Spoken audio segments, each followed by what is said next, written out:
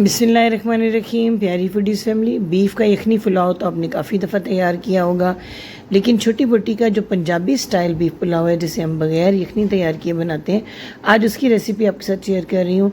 बड़े स्पेशल मसालों के साथ तैयार किया जाता है, बड़ा ज़बरदस्त इसका फ्लेवर आता है, टेक्सचर बड़ा जूसी होता है, बड़ा सॉफ्ट नरम इसके अंदर बीफ जो है वो इस्तेमाल होता है। तो चलिए चलकर तैयार करते हैं। छोटी सी वीडियो अगर आपको पसंद आए तो लाइक शेयर भी ज़रूर कीजिएगा और चैनल को सब्सक्राइब करके बेल आइकन को प्रेस करना मत भूलिएगा ताकि हमारा और आपका साथ जुड़ा रहे। और हाँ, अपने कमेंट्स में इसका इजहार भी ज़रूर कीजिएगा कि आपको ये न्यू स्टाइल रेसिपी कैसी लगी। तो तैयार कर रहे हैं जी 1.25 किलो गोश्त और 3 पाव चावल के साथ छोटी बोटी का बीफ पुलाव।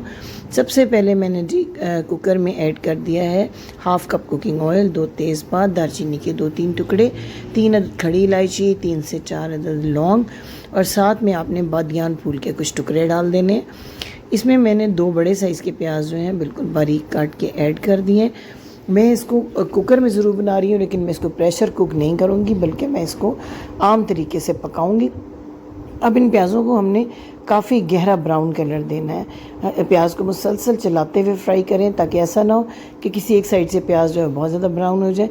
जब अच्छा सा प्याज ब्राउन हो जाए तो 2 टेबलस्पून लहसुन अदरक का पेस्ट थोड़े से पानी में डिज़ोल्व करें और इस पानी को जो है इस प्याज के अंदर ऐड कर दें। इससे प्याज़ों का एक बड़ा अच्छा सा कलर निकलेगा। साथ ही जी हमने ये बीफ के जो पीसेज हैं इनमें हड्डी वाला गोश्त है और साथ कुछ बोनलेस गोश्त भी है, बिल्कुल छोटे छोटे पीसेज में इसको कटवाया हुआ है। इन प्याज़ों के साथ इसको 1 से 2 मिनट तक इतना फ्राई करना है कि गोश्त का जो ये पिंक कलर है ये बादामी सा हो जाए, यानी थोड़ा थोड़ा गोश्त जो अपना कलर चेंज कर ले। यहाँ पे आंच को तेज़ रखना है और 1 बड़ा टेबलस्पून भर के आपने सफ़ेद ज़ीरा इस स्टेज पे ऐड करना है। साथ में आपने 1 टीस्पून काली मिर्च साबुत जो है वो साथ में ऐड कर देनी है।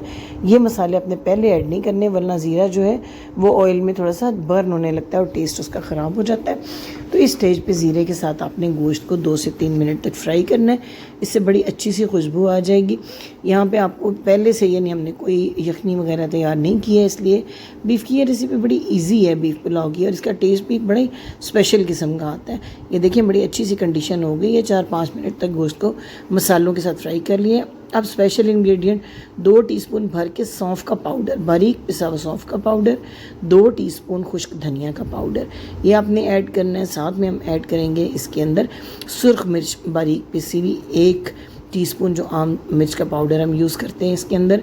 1.25 किलो गोश्त है और 3 पाव चावल, 3 टीस्पून भर के नमक के डाल रही हूँ। 1 गिलास चावल के हिसाब से अमूमन हम 1 चम्मच ही नमक का यूज़ करते हैं, तो ये तकरीबन 3 बड़े गिलास चावल के थे, इसलिए 3 टीस्पून मैंने इसमें नमक डाला है। अब इन मसालों के साथ 4 से 5 मिनट तक हमने गोश्त को अच्छे से भूनना है ताकि गोश्त के अंदर किसी किस्म की कोई महक ना रहे और मसाले भी जो है वो खूब अच्छे से भुन जाए। ये देखिए हमारे मिर्च मसाले भुन चुके हैं, ऑयल अलग हो रहा है। अब आधा कप दही जो है खूब अच्छा सा आपने फेंटना है और इसके अंदर ऐड कर देना है। इस रेसिपी में टमाटर का इस्तेमाल नहीं किया जाता, बल्कि सिंपली दही के साथ जो है वो आपने गोश्त को भूनना है।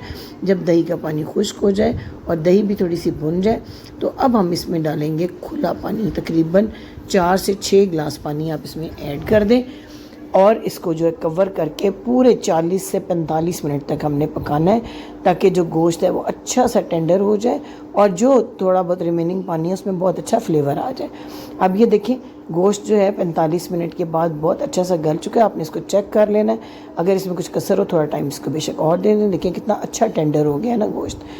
अब जनाब इसके अंदर हम ऐड करेंगे चावल, जिनको आधा घंटा पहले हमने धो के भिगो दिया था।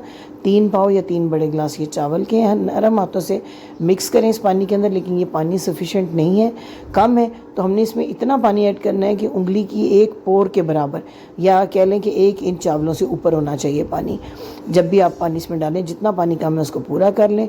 ये देखिए मैंने और पानी इसमें ऐड कर दिया। इसमें हमने डालनी है 4 से 5 हरी मिर्चें कट लगा के, 2 लीमू का जूस इसमें ऐड करना है, जिससे कि चावलों का ना सिर्फ फ्लेवर अच्छा आएगा बल्कि बहुत खिले खिले भी बनेंगे और कलर भी बहुत अच्छा होगा चावलों का। 2 टीस्पून लेमन जूस के बाद 1 टीस्पून भर के घर का खुशबूदार गरम मसाला आप इसमें ऐड कर दें और एक ख़ास चीज़ जिसे हम दम पे ऐड करेंगे, जिससे कि बीफ पुलाव की खुशबू और जायका कई गुना बढ़ जाएगा। आप कवर करके 10 से 12 मिनट तक, जब तक कि पानी एब्जॉर्ब ना हो जाए चावलों के अंदर और मामूली सी दम की कसर रह जाए, तब तक हम पकाएंगे। 10 मिनट के अंदर आमतौर पे चावल जो हैं वो इतने सॉफ्ट हो जाते हैं कि दम के, ये देखिए अब इनके अंदर मॉइस्चर तकरीबन खुश्क हो गया है बिल्कुल।